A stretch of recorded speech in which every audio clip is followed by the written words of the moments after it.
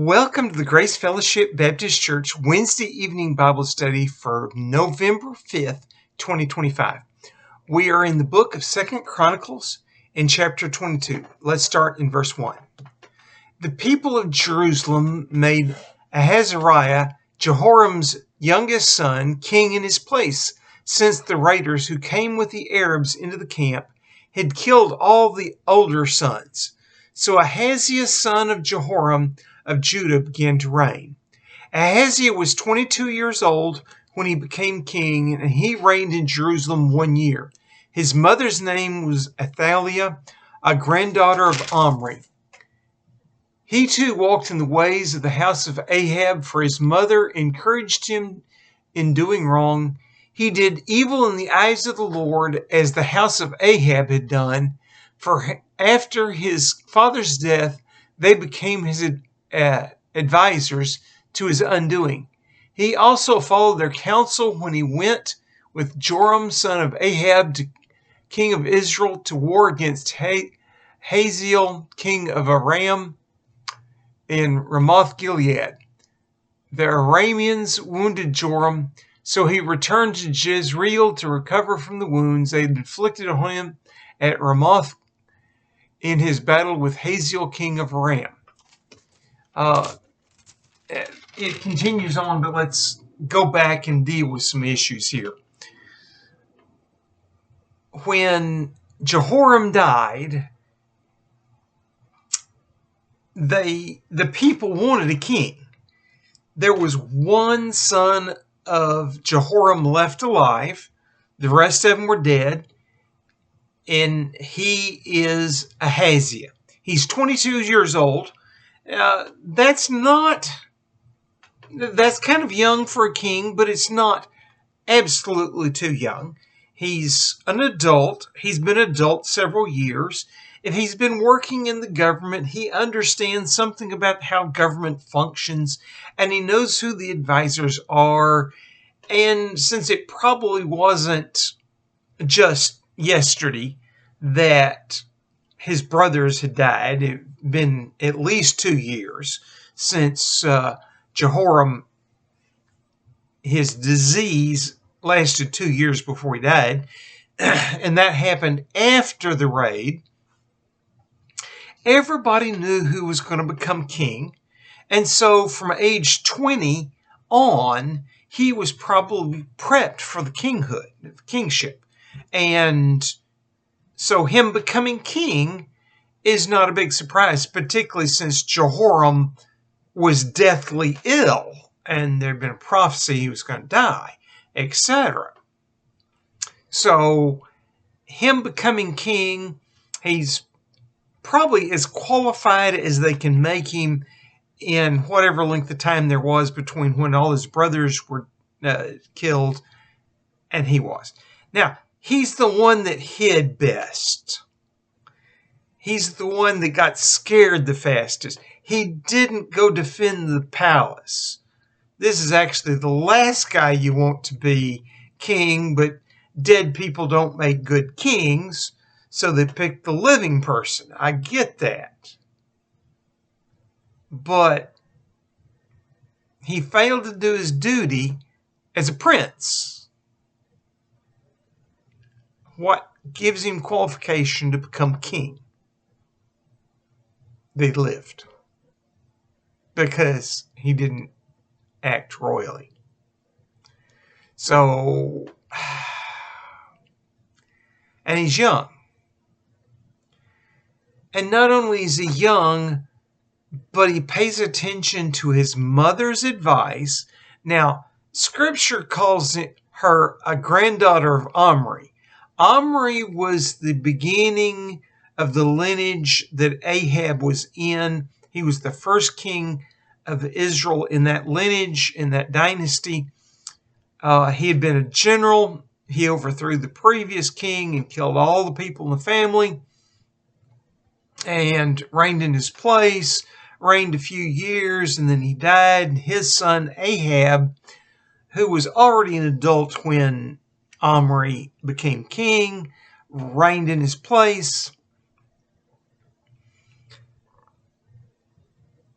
This reference, and by the way, the 2 Kings reference, both name her as a granddaughter of Omri.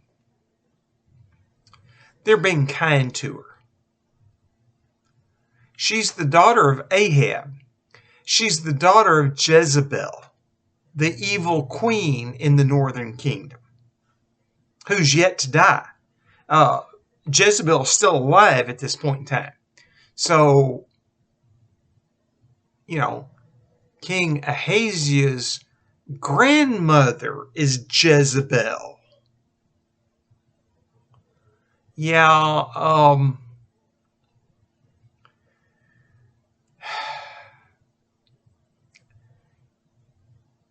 his mother was the granddaughter of Omri. They're being kind to her.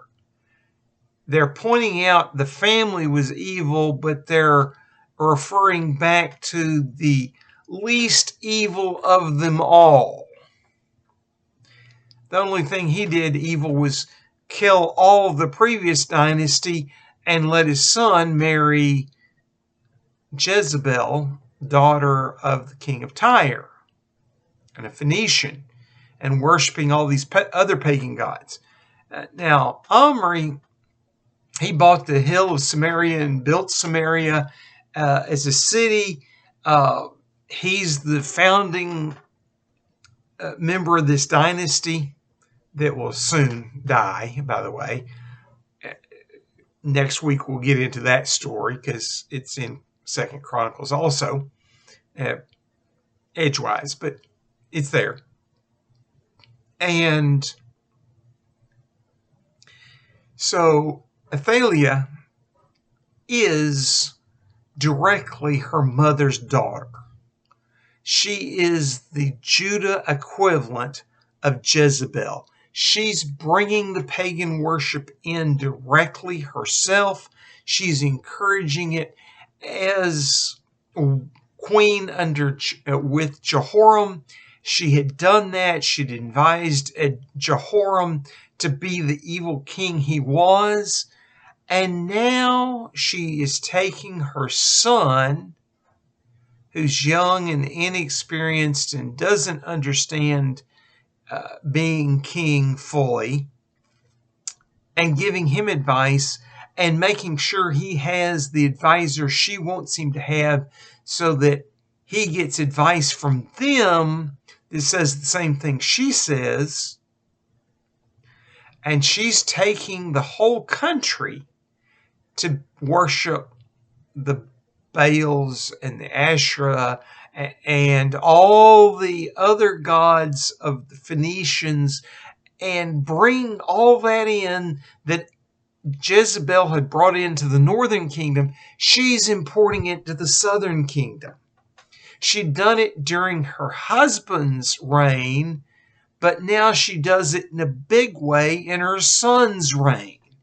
And she imports advisors from Ahab's court to be the advisors for Ahaziah. That's how evil she is.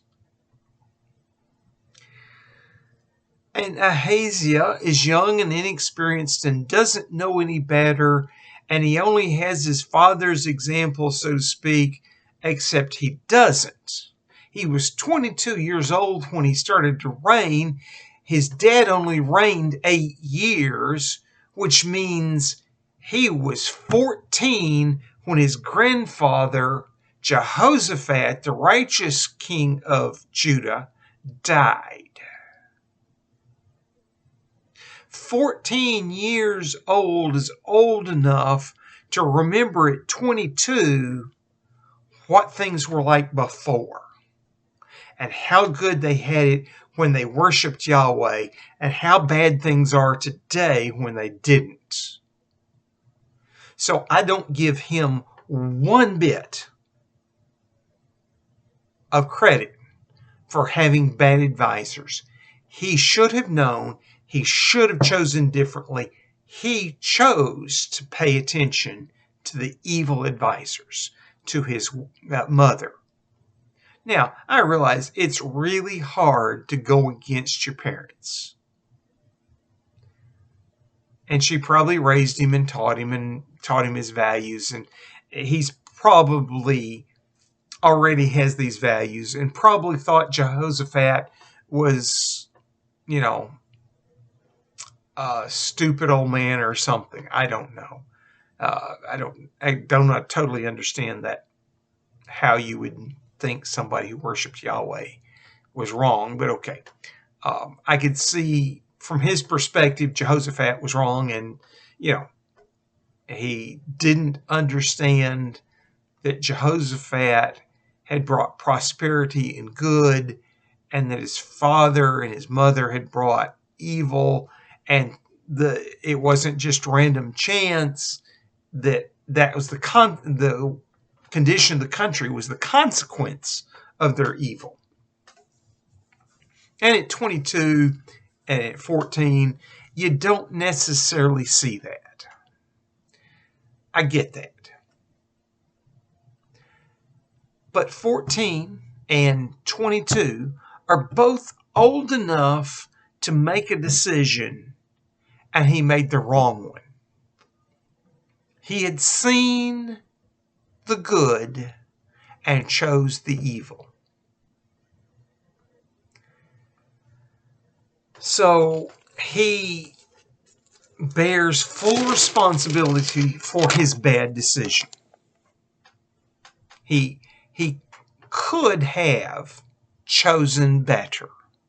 He had the example in his grandfather, and he was old enough to understand. 14 is plenty old enough to understand, and to the Jews he would have been an adult.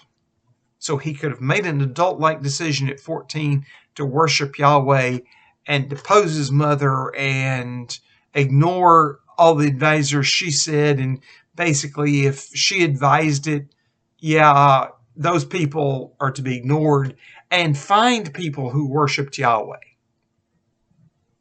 But he chose not to. And so he walked in the ways of Ahab. And he is allied with his uncle, his mother's brother, who's king of the northern kingdom, Israel. And so he goes, helps that man go to war. Now, he is the king that asked for a prophet of Yahweh to hear why, and hears that,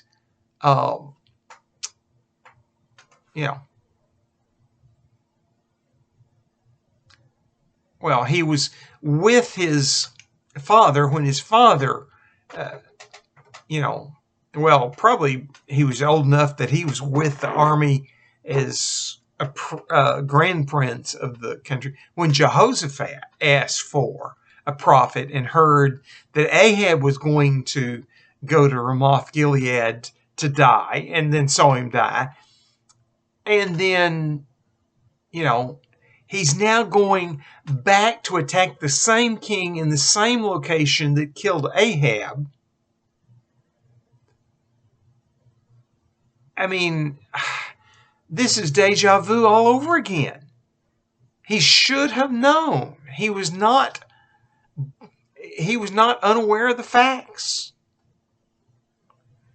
He's old enough, he should have been there, even if all he was you're too young to fight a battle, but stand and guard the supplies. Make sure the camp runs correctly. Make sure the food gets delivered to the soldiers and the water gets delivered to the soldiers, and weapons get taken back and sharpened and returned back to their owner, and equipment gets repaired, and all that kind of thing that armies actually have to have done. And he, as a prince or a grand prince, would have been one of those people involved in all that kind of thing. Even if he was not considered a man yet, they would have taken him along and started teaching him, and he would have been part of that. And so he knew, and he still goes to attack Hazael at Ramoth Gilead, where Ahab died at the word of the prophet of Yahweh.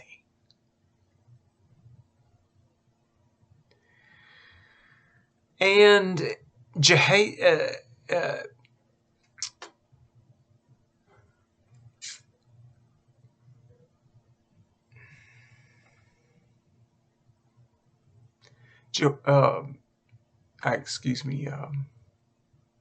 Joram, the king of Israel, is wounded in that battle, and he withdraws to Jezreel. Ahaziah comes back to Jezreel to see his uncle, who's actually very close to his age, one of those peculiarities of history.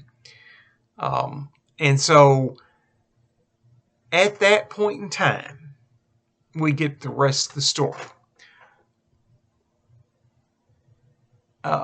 This is the middle of verse 6. Then Ahaziah, son of Jehoram, king of Judah, went down to Jezreel to see Joram, son of Ahab, because he had been wounded. Through Ahaziah's visit to Joram, God brought about Ahaziah's downfall.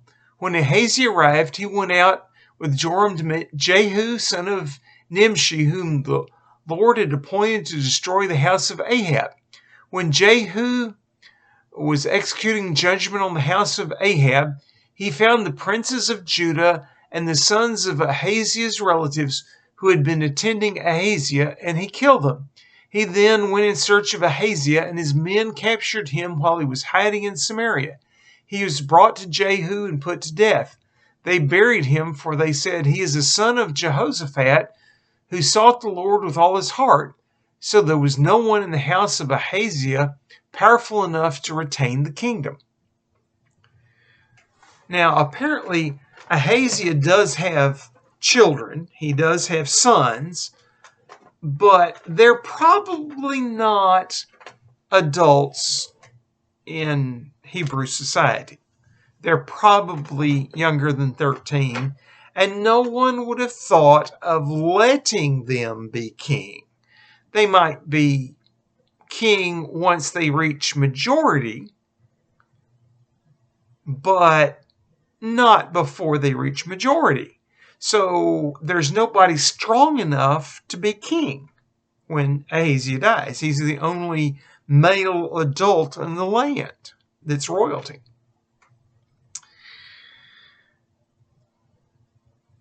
Now, 2 Chronicles here indicates that Jehu killed him in Samaria. If we go back to the account in 2 Kings, chapter 8, by the way, gives the same thing as the first 6 verses that I read, and it's essentially word for word in the Hebrew. There's slight variances, but nothing significant. Verses 9 and 10 in 2 Chronicles is a summary of what's in 2 Kings chapter 9, verses 21 through 29. Obviously, 9 verses condensed down to 3. It's shortened. It's revised. In 2 Kings, it said Jehu drew his bow and shot and wounded Ahaziah, who escaped in his chariot and got to territory of Judah before he died. And then his body was carried to Jerusalem, and he was buried in his father's tomb in the city of David. Here, it just simply says that Jehu killed him, and it implies that it happened in Samaria. So, what the easiest explanation for that is Jehu finds him in Samaria, shoots him in Samaria, and with an arrow sticking in his body, assumes he's dead, lets him get away. He makes it all the way back to Judah before he actually dies, but he does die. And then they take him home and bury him. Now, it's interesting here, it doesn't say where he was buried and or anything about that. They did say they were going to bury him because he was a son of Jehoshaphat, the righteous king, instead of leaving him as the rest of Ahab's family out on the ground for the dogs to eat or the birds of the air. The rest of everybody in Ahab's family that Jehu kills, he leaves their bodies on the ground. The only person he ever tries to say, go bury it, the body, is Jezebel. And he has her killed and leaves the body there, and he goes and eats a meal. And after the meal, he tells some of his attendants, oh, go take her body. She is the daughter of a king, so let's not dishonor her without burial. And when they go out to search for her, all they find is her hands and her skull. The dogs have eaten the rest of her body, and she's just the palms of her hands and her skull, and they bury those. And he points out that that's exactly what the prophets had said about Ahab and Jezebel and their whole house. So Jezebel is the only one he attempts to bury, and all he gets to bury is her palms and her skull. Everything else was not buriable because the dogs ate it. He leaves Joram out in the field, and the birds of the air eat him. He kills the rest of Ahab's family. He kills all of Ahaziah's family that was attending to him. So the other princes of Judah, possibly some of his sons, some of his other attendants, probably his advisors, which in a few verses before we found were from Ahab's family and were advising him poorly, advising him to worship all the foreign gods and do things the way the foreign kings did it. So going against what God says a king should do. So Jehu kills all of them. He's cleaning house, and he's cleaning house in both kingdoms because it happens to be in Samaria. And he recognizes they are members of Ahab's house. And he ends up killing all the descendants of Omri, and killing all the descendants of Ahab and Jezebel except Athaliah, their daughter, who is queen of Judah. Well, queen mother of Judah. And we left it with, there was no one in the house of Ahaziah powerful enough to retain the kingdom. We're fixing to start in verse 10 and explain that. Verse 10. When Athaliah, the mother of Ahaziah, saw that her son was dead, she proceeded to destroy the whole royal family of the house of Judah. But Jehosheba, the daughter of King Jehoram, took Joash, the son of Ahaziah, and stole him away from among the royal princes who were about to be murdered, and put him and his nurse in a bedroom, because Jehosheba, the daughter of King Jehoram, and the wife of the priest Jehoiada was Ahaziah's sister, she hid the child from Athaliah so that she could not kill him. He remained hidden with them in the temple of God for 6 years while Athaliah ruled the land. So Athaliah, the queen mother, as soon as she sees her son is dead, the only male heir that's old enough to reign, does she take one of her grandsons and put him on the throne and advise him and be his? No, she grabs the power of the throne for herself and she executes all of her own children. Except one of her daughters, who's married to the high priest, steals a baby away and puts the baby and the nurse in a closet. And then when she can, she steals them off to the temple where they remain hidden for 6 years.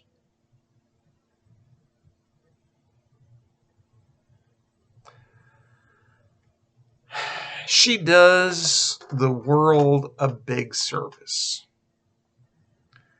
And we know this was a baby because he stays in the temple for 6 years, and when he becomes king, he's 6 years old.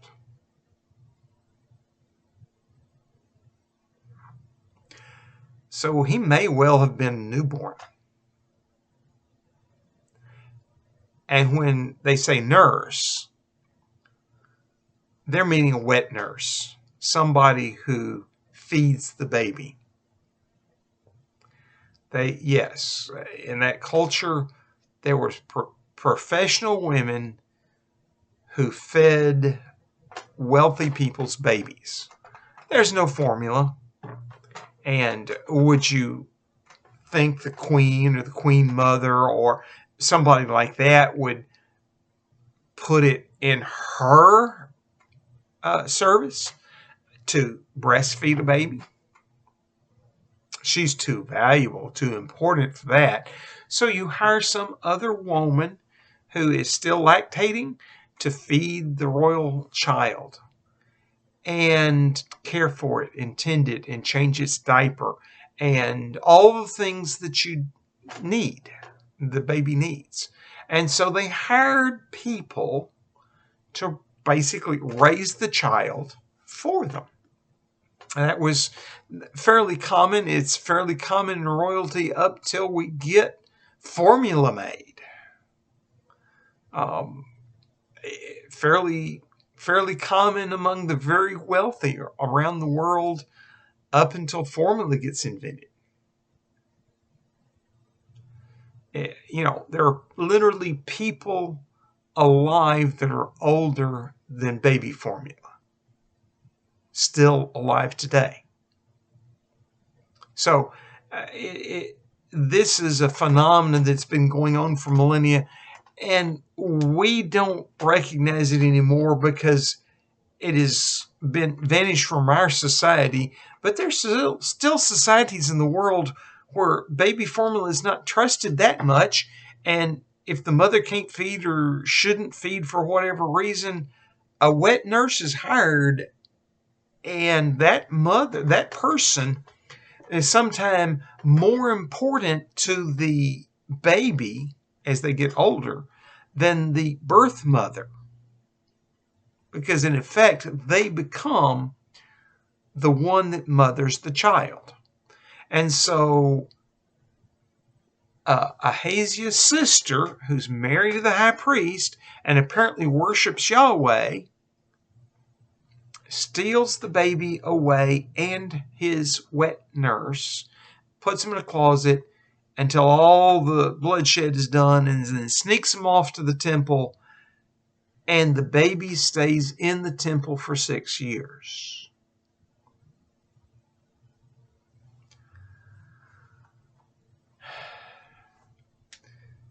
By the way, verses 10 through 12 here are slightly reworded from what's recorded in 2 Kings chapter 11, verses 1 through 3. It's the same content. There's slight wording differences. There's essentially no meaning difference. We get the gist of it, and they say the same thing.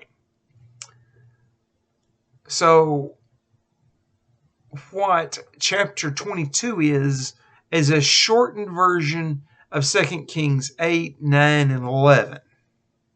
Now, the missing pieces in 8, 9, 10, and 11 are dealing with the northern kingdom and the house of Ahab and all the prophecies about how it will be destroyed, and about Jehu, son of Nimshi, who will come in and destroy it, and how he will do things, and all his story about how he destroys the house of Omri and the house of Ahab and Jezebel, and restores, by the way, some sort of Yahweh worship in the public sphere, and destroys Baal worship, and destroys Asherah worship, and destroys the worship of a lot of the Phoenician gods. Now, to him, the golden bulls were Yahweh, and he doesn't think Yahweh is a living God. So he has some issues. He doesn't leave the sin of Jeroboam, son of Nebat, alone, but he's head and shoulders above Ahab and Jezebel.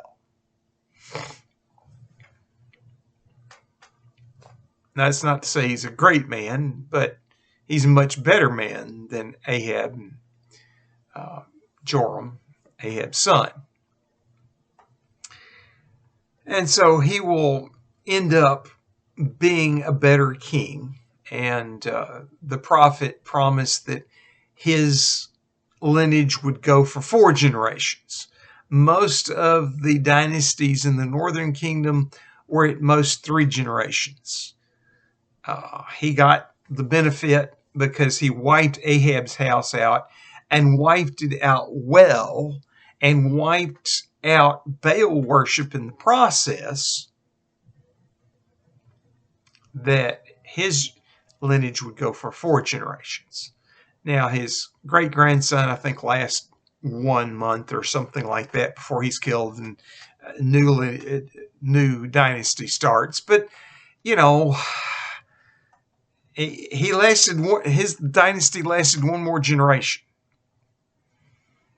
And Jehu at least gives public speech to worshiping Yahweh. So Yahweh worshipers would have felt safe to publicly worship Yahweh. They would have felt safe to go down to Jerusalem to the temple to worship there. Probably a lot of them went to the Golden Bulls to worship there. But he's a much better man.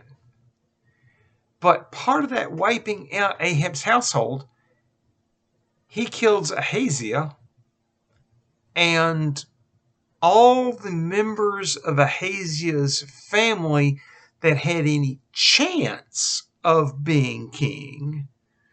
And then Athaliah, in her evil ways, wipes out all the other possibilities, including her own children. That tells you something about how much she wanted power.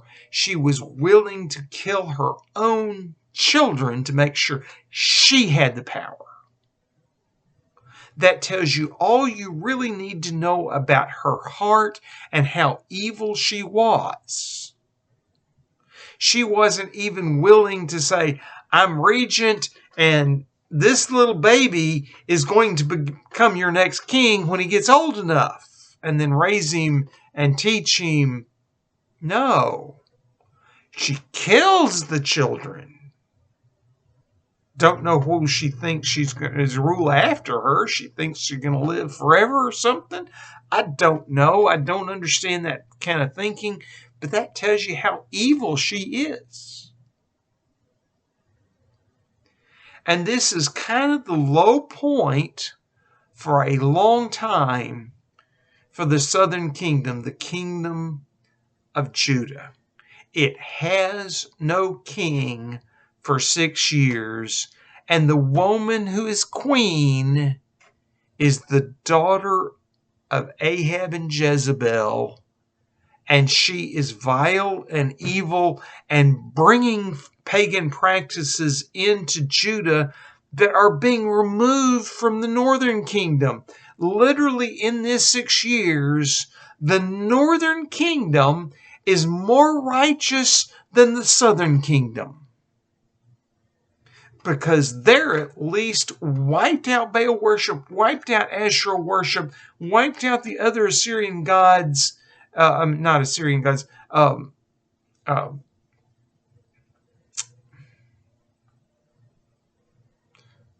Phoenician gods, excuse me. Tyre is Phoenician. Wiped out the Phoenician gods, and they're worshiping Yahweh, at least in name. And there's a divided kingdom about how you worship. The southern part of the kingdom is still going down to Jerusalem to worship at the temple, because they'd been taught by Levites. They had the law of Moses. Most of the rest of the country is going to Samaria and Dan, to where the 2 golden bulls are, and worshiping there.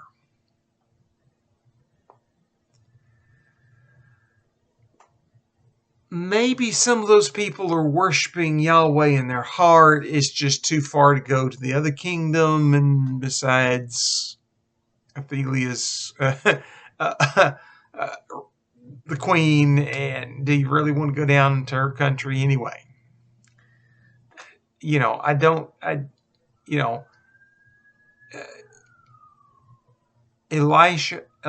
and Elisha have been doing their ministry, and there's been a revival, and there's lots of people worshiping Yahweh, and apparently they're worshiping at the cult sites where the 2 golden bulls are. That never got out of Israel, but there's at least people trying to worship Yahweh and trying to obey Yahweh. And when Jehu, son of Nimshi, becomes king, he wipes out all the foreign gods and makes everybody worship Yahweh. And so he's promoting Yahweh worship, even if he's not promoting the correct Yahweh worship. And he would be willing to let people go down to Jerusalem to the Yahweh's temple. But you can also go to the one that he has control of. We'll deal with Athaliah and her reign next week. Probably pick up back at verse 10 to give a running start into chapter 23. The important parts here is God was so upset with Ahaziah, and that he wipes him out after 1 year. And we've said multiple times that if a king only ruled 1 or 2 years, God was upset with him.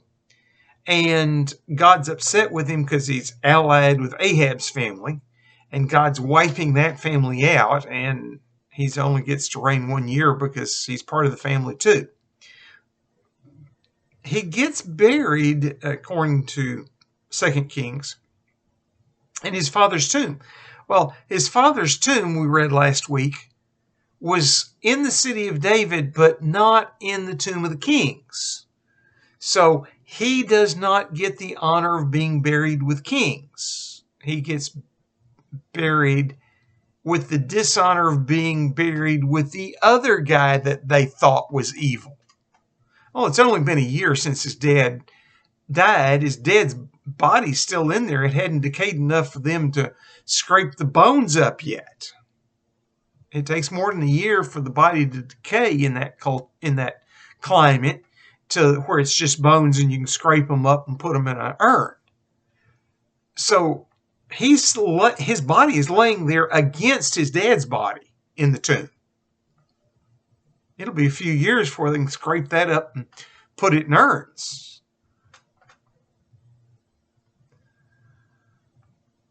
They recognize he is just like his father, and they're not willing to put him in with the other kings. And there's no mention of the bonfire and other celebrations that they did when a good king died. Ruling only 1 year, he doesn't have the reputation his dad did. But they recognize he was evil, and they're just getting him in the ground. Jehu, son of Nimshi, recognized he was son of Jehoshaphat, a righteous man. And by the way, son in that context, they had no word for grandson or great-grandson or whatever. So they're recognizing he's a descendant, a male descendant of Jehoshaphat. And Jehoshaphat was righteous. So they let the body go back to Jerusalem, and that kingdom can do whatever they want to with their dead king. They're not trying to leave it out on the ground for the birds of the air to eat and the dogs to eat and whatever. Just like everybody else in Ahab's family. They'll let him, because he's grandson of the good king that worshipped Yahweh, they'll let him go be buried. He's the only descendant of Ahab that gets buried in that generation. Now, Ahab's, Athaliah and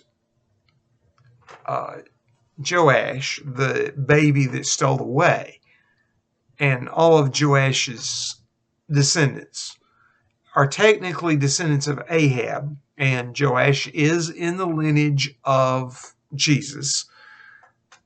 But all those descendants from Joash, they're buried.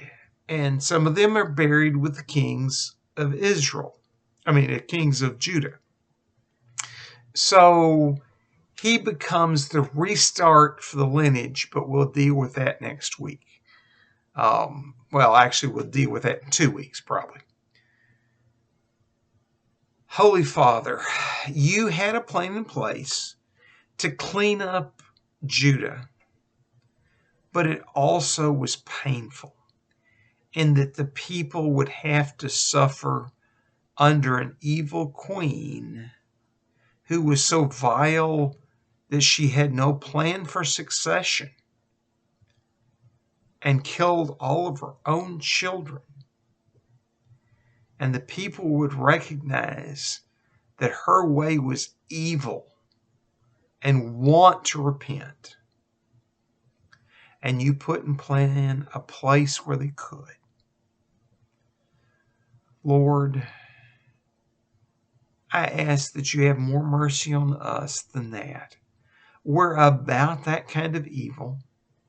We have a lot of people who would kill their own children to keep from having the embarrassment of admitting they had unprotected sex. We honor those people. Lord, we are vile. And I ask that you convict us of our unrighteousness and draw us back to you, that as a culture, as a country, as a people, we worship you again. But Lord, if not, I ask that you bring judgment swiftly on this country, that the remnant that's left will recognize your judgment and turn back to you. That whether you do that turning back to you through a movement of your Holy Spirit or through a movement of your judgment, that this country will turn back to you. We ask these things in Jesus' holy name. Amen. I am your host, Frank Reich, Associate Pastor of Family and Ministry at Grace Fellowship Baptist Church, and this has been the Wednesday evening Bible study for Wednesday, November 5th, 2025. This was recorded on Saturday, November 1st, 2025, and today was a lovely day. Got to do a fairly long walk. Got to do a lot of cooking. I have suppers for the week. I have lunches pre-prepared so Frankie can quickly, in 5 minutes or so, make my lunch for me to take to work for the week. It has been a good day. I got some housework done. The house is looking better. Have a blessed week. I hope to see you tomorrow at worship. I hope to see you tomorrow evening at Bible study. I hope to see you Wednesday evening. But if not, we'll see you here on YouTube. Have a blessed week.